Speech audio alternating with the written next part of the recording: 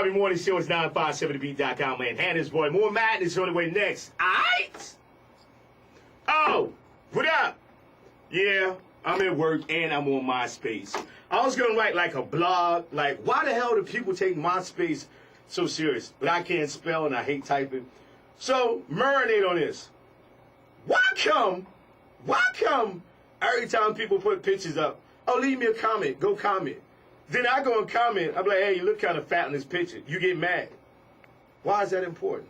Or why come if I take you off like my top friends or whatever, you pitch a little fit?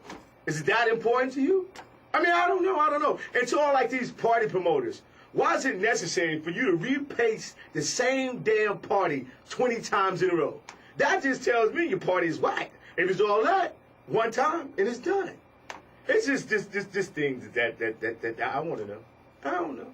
And oh yeah, why come is it like if I'm on the air, you know I'm on MySpace too.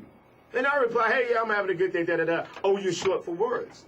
We can't have like a long conversation over there. Basically what I'm trying to say, stop taking this so damn serious. All right? I got to go back to work. Yeah, that's what I'm going to take serious. Peace. Get out of here. Go.